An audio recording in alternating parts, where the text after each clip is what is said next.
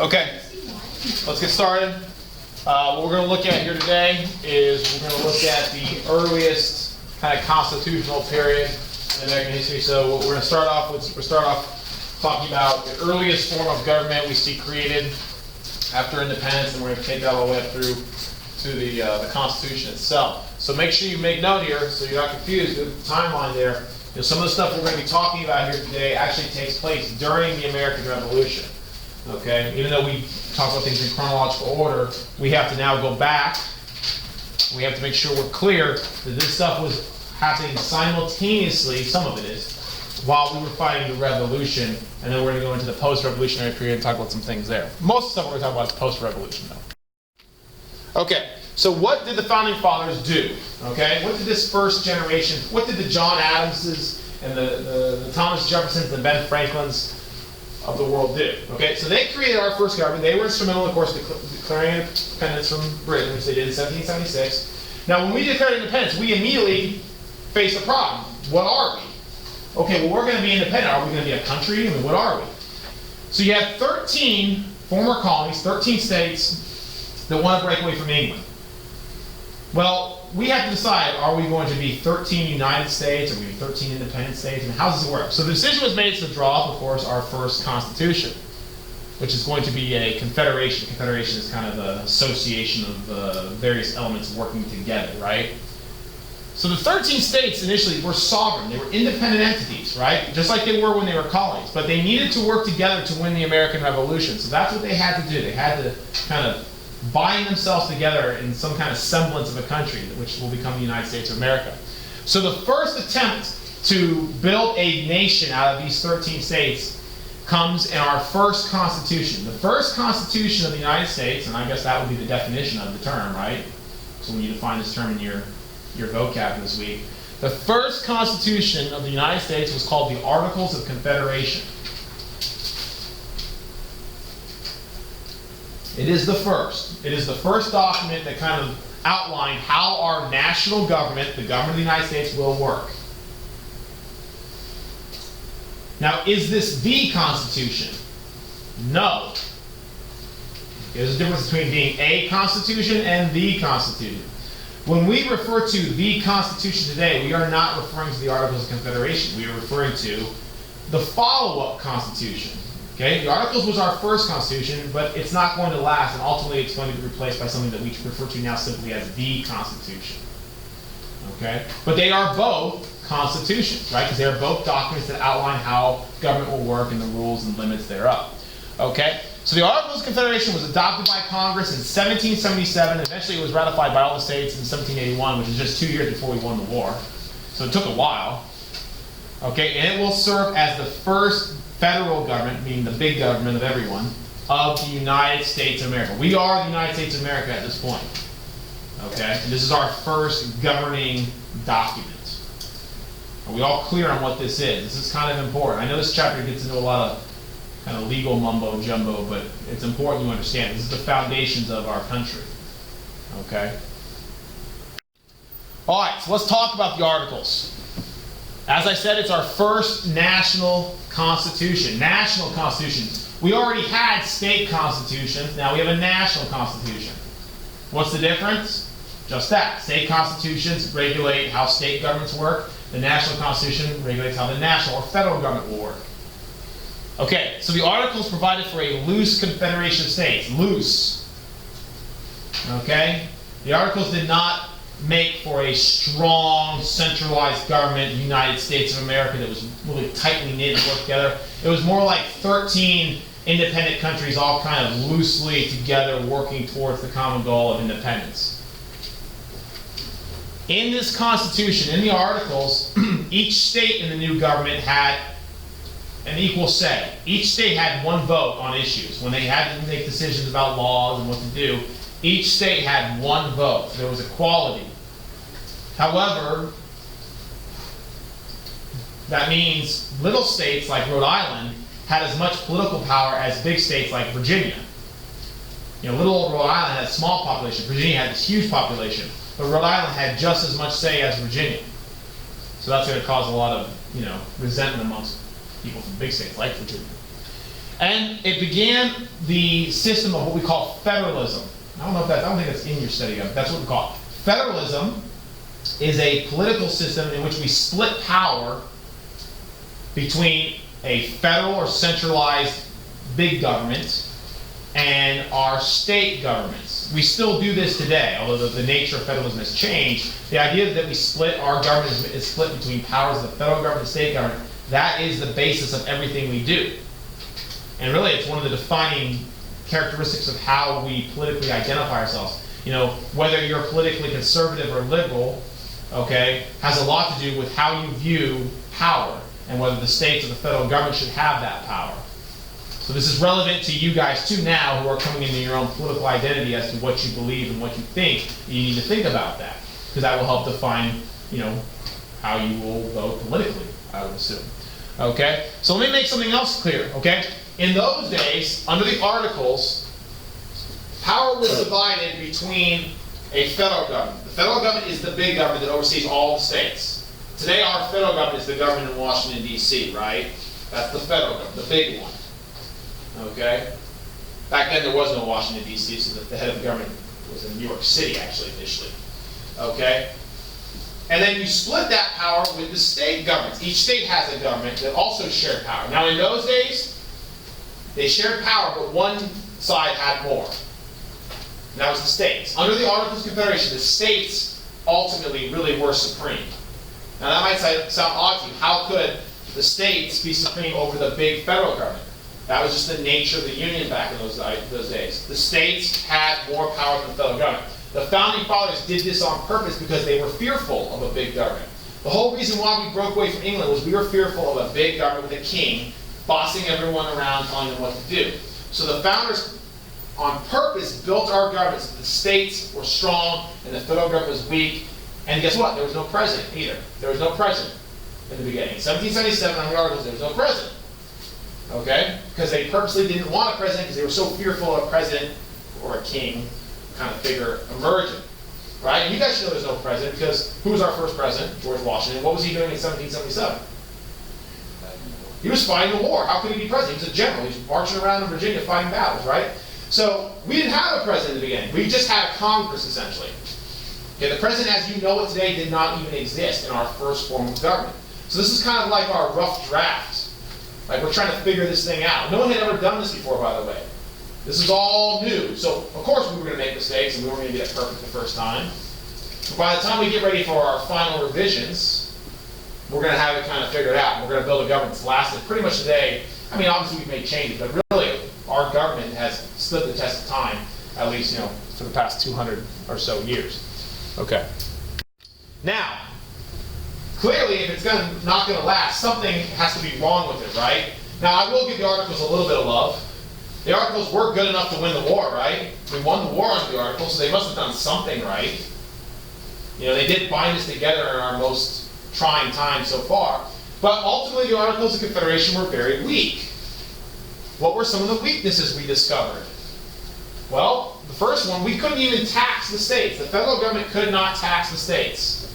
Remember how I talked about last week about how George Washington, his army, he couldn't pay them half the time and how they would come and go? That's because the federal government could not tax the states to pay for the troops. Instead, the federal government could only ask for voluntary contributions. So some states would give more money and more men to the fight than others. So that didn't work out. Because, you know, Virginia might give all this money, but Georgia might be like, we're not going to share that much. So that really doesn't work out that way.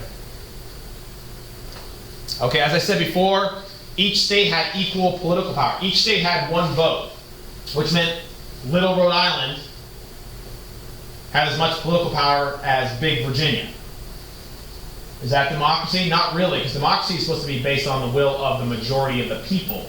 And if Virginia has more people, shouldn't it have a bigger say? I mean, that would make sense if you're doing things democratically. So that was a problem. It required 9 of the 13 states to pass important laws. And getting 9 of the states to actually agree on things was very difficult. And to make matters worse, if you actually wanted to actually amend the Articles, actually change them permanently, you needed all 13 states to unanimously agree, which was pretty much an impossible task. That was not going to happen. If you couldn't get 9, you weren't going to get 13. I mean, that would be like today. Imagine if every time we wanted to make a change, a significant change or law or an amendment to our Constitution, we needed all 50 states to agree. It would be impossible, because Texas would always be the one that won't agree. Texas would always refuse, right? It's not always Texas, it could be South Carolina too. But one of those two, I guarantee, would oppose whatever we were trying to do, because they always fight everything.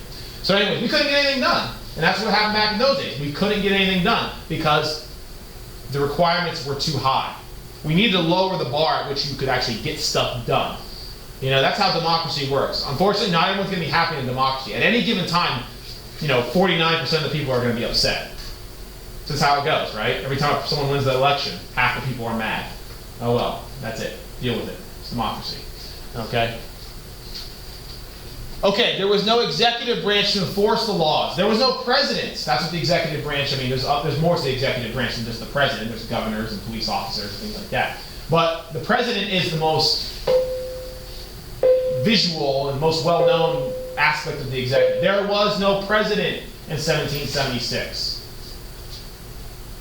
Okay? There was no national court system. What did you do when two states had a dispute? I don't know. Right? There's no court to take it to. Every state had a different system of courts and had different laws.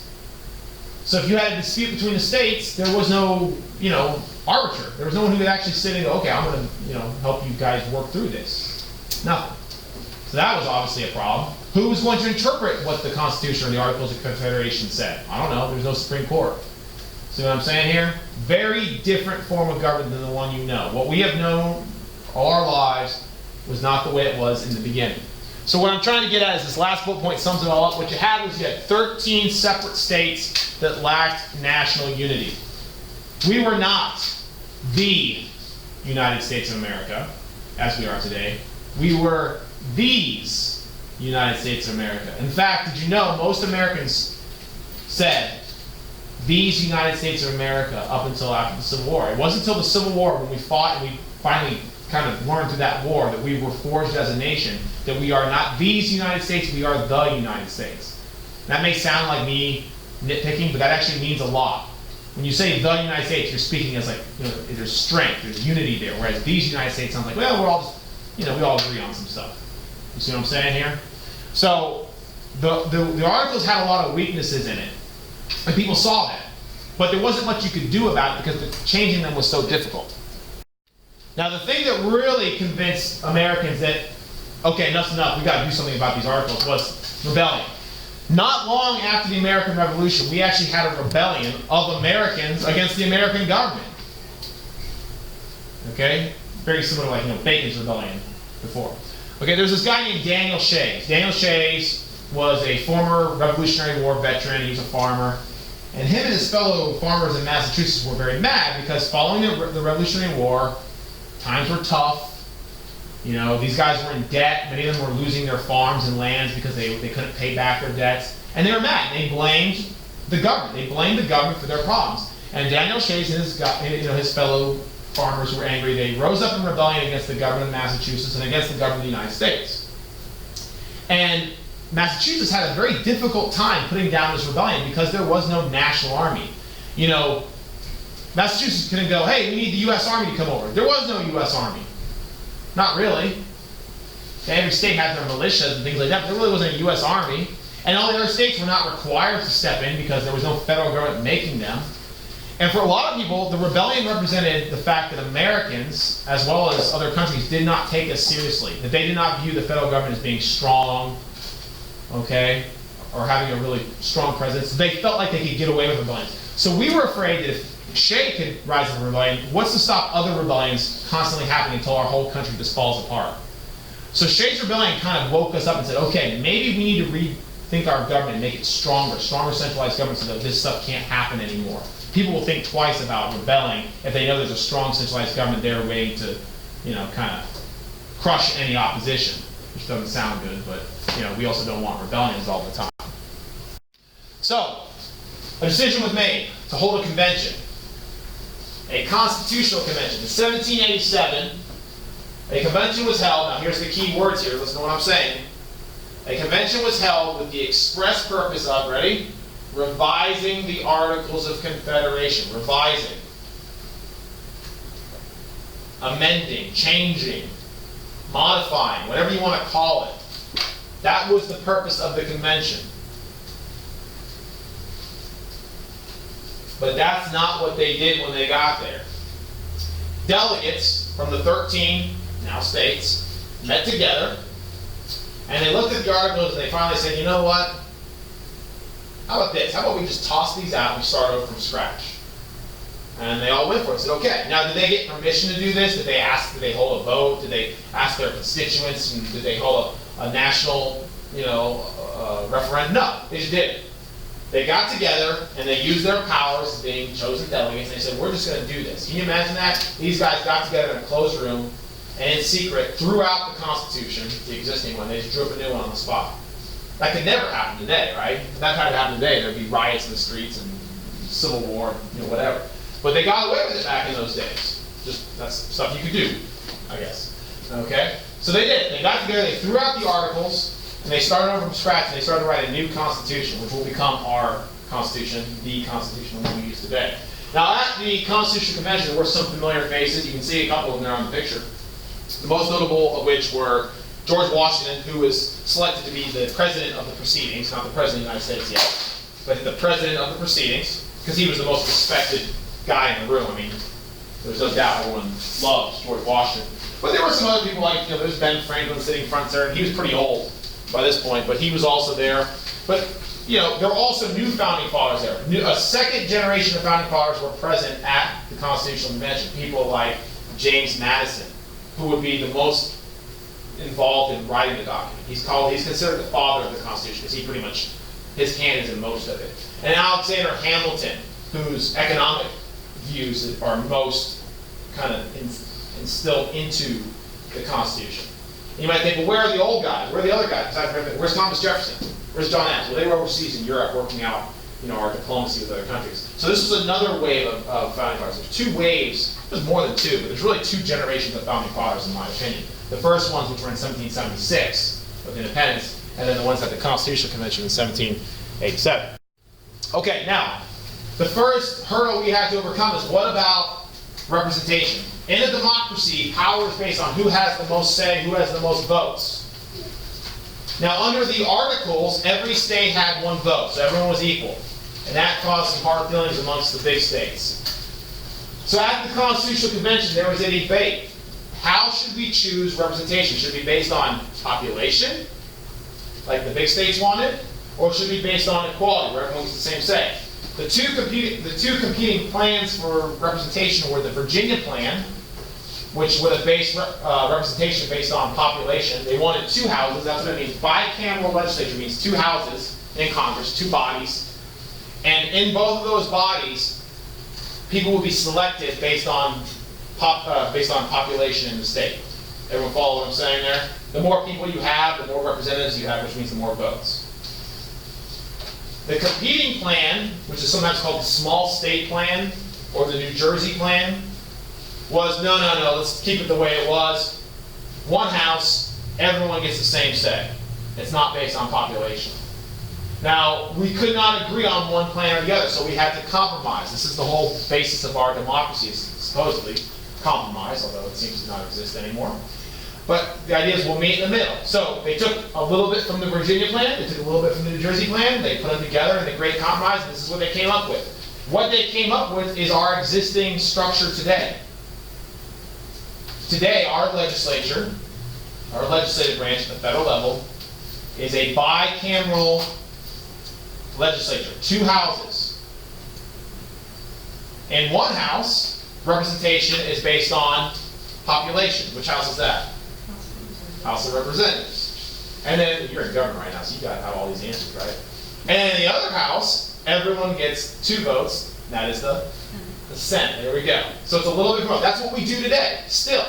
The only thing that's changed today is we used to not vote for our senators. The senators were appointed, but now we do vote for them. That changed later down the road. But for the most part, it has remained unchanged. Today, we still have the same system. A House and a Senate who pass our laws. They are the legislative branch. They create the laws.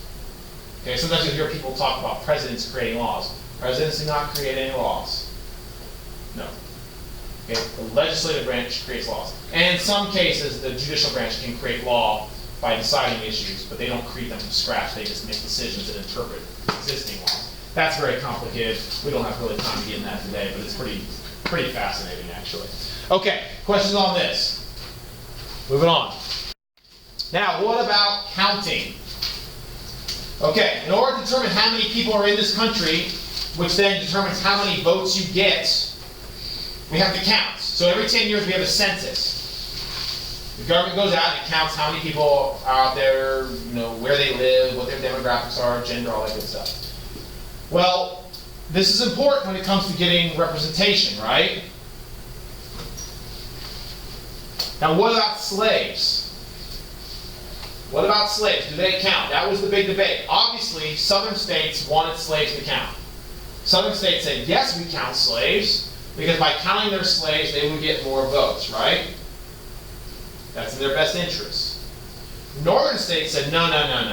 We don't count slaves. You can't treat these people like property and livestock, and at the same time count them as human beings. You can't have it both ways. And this wasn't the North being racist, although the North was very racist, just like the South. The North was trying to say, look, we don't want you to have this political power by having slaves. They should not count. You can't have it both ways. So what do? When we can't agree, we compromise, right? So we get another compromise. There's two big compromises really in the Constitution, the Great Compromise and the Three-Fifths Compromise. The Three-Fifths Compromise is real simple. It is exactly what it sounds like. For counting purposes, for deciding how many votes everyone gets or how many representatives everyone gets, we counted 3/5 of all the slaves. Okay? Or you could look at it another way, slaves counted as 3/5 of a person when it comes to counting representation. People always want to think the Three-Fifths Compromise was like judging slaves' value as human beings, that, a slave is only 3/5 as valuable as an actual white person. That's not really what they were doing, although I would argue that I'm sure there was some racial stuff going on in there, no doubt. But that's not actually what it was about. What it was really about was just for counting purposes. Okay? So yes, slaves were counted in the census, but only 3/5 of them could actually be used for counting for the representation. Does everyone follow what I'm saying? So if there were 5 million slaves, only 3 million counted in the census for representation. So this gave the South extra strength because they would get more representatives based on how many slaves they had. Now the only other mention of slavery in the Constitution, there's really only 2 mentions of slavery in the Constitution. And there's nothing in the Constitution that says slavery is legal. Okay?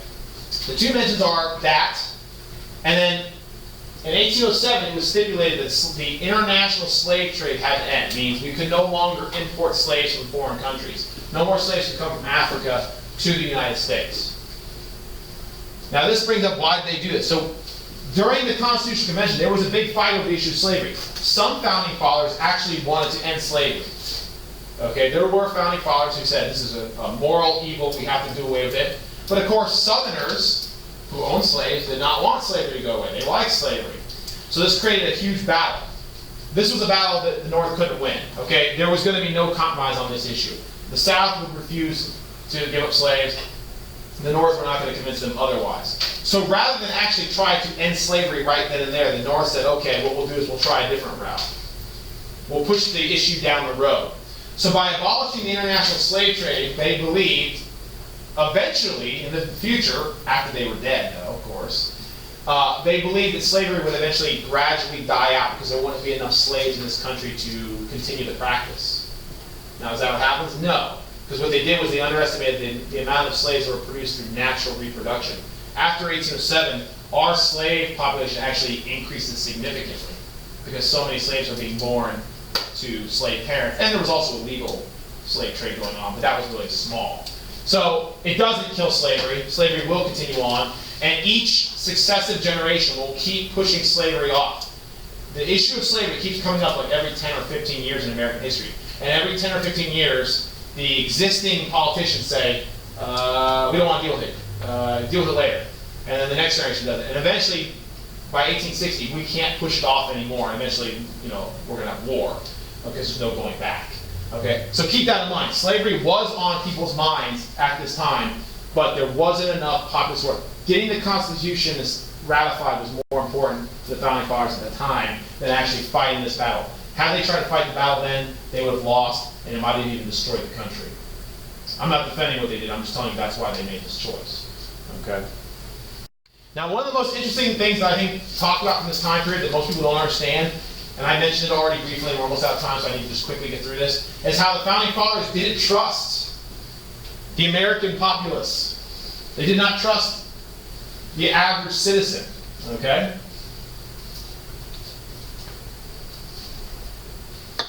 So, the Founding Fathers, when they wrote the Constitution, they built into it safeguards against mob rule. What they didn't want was they didn't want this country, they didn't want true democracy. They didn't want everyone to have a vote. Because if everyone had a vote, they were afraid that the average citizen, okay, Joe Farmer, okay, was going to eventually elect people who didn't fit the mold they wanted, which was rich, white, educated, you know what I'm saying?